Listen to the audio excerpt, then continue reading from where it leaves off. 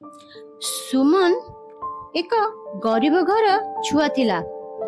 सी सबुबले तांको माँ को से देखे जे से घरे घरे जाई काम करुतई, किंतु से एते कष्ट करंदी हेले से काहा को कहंतीनी।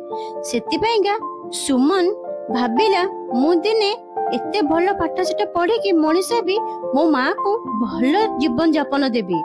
सेति पईगा सुमन आगु आगु जेते जेते बड़ बड़ होते सेते सेते भलो पाठ पढ़ी दिने भलो बड़ डाक्टर हैला।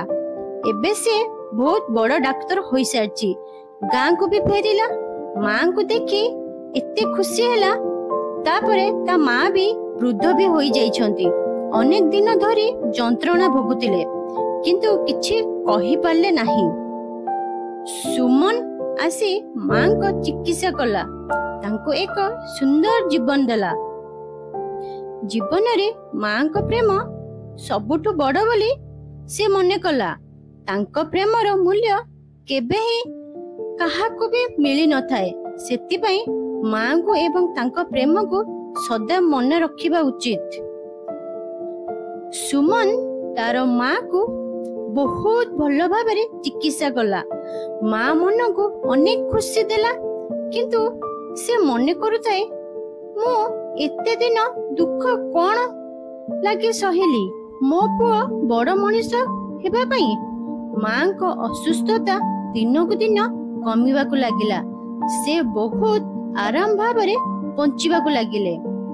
गाँ लोक माने कहूतिले सुमन भलो पुआ। से ता माँ को स्वप्न को पूर्ण कला। एक दिन सुमन तार माँ को गोटे बहुत बड़ सरप्राइज देला।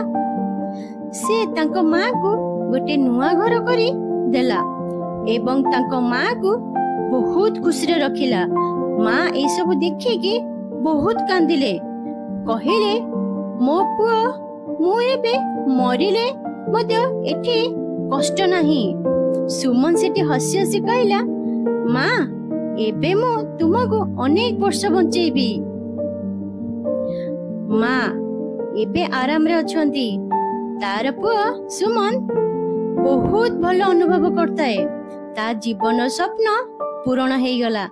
से मने करिला मो माँ को खुशी देई पारिछि। एइटु अधिक सफलता आउ कोन बाछि। किंतु जीवनर एते घटना परे एक दिने सुमन चिकित्सा निमंते अन्य जिला को जिबा को पड़िला। सेठी जाइथिला बहुत समस्तंकर सेवा सुस्त करते। थरे तांको गाँ रु कॉल गला कि तुम माँ बहुत असुस्थ अछंती। एबे से आसे के गाँ रे पहुंची गला। देखिला ता माँ देह खराब रे बहुत दुर्बल हो पड़छंती। सुमन शीघ्र शीघ्र घर को पहुंची थिबारु माँ तार फोटो को देखिकी शेष निश्वास देई हसी हसी चली गले।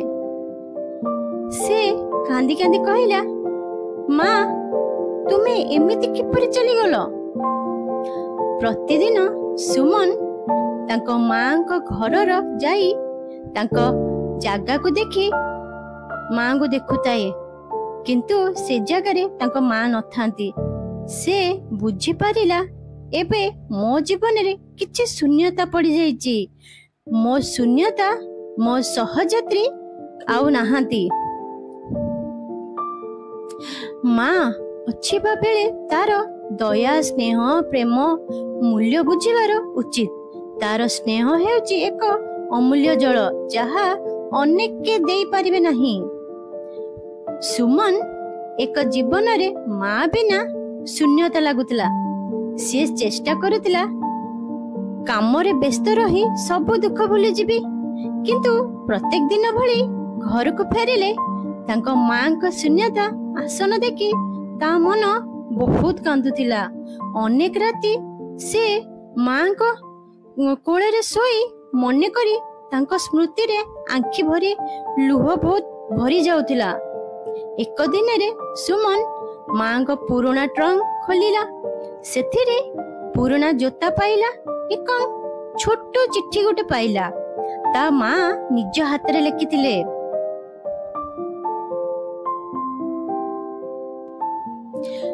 ମୋ ପୁଅ ସୁମନ, ଯଦି ଏ ଚିଠି ତୁମେ ପଢୁଛ ତେବେ ମୁଁ ଏହି ପୃଥିବୀ ଛାଡ଼ି ଦେଇଛି, କିନ୍ତୁ ମୁଁ ଜାଣି ଆସିଥିଲି ତୁମେ ବଡ଼ ମଣିଷ ହେବ ଏବଂ ମୋ ସ୍ୱପ୍ନ ସାର୍ଥକ କରିବ।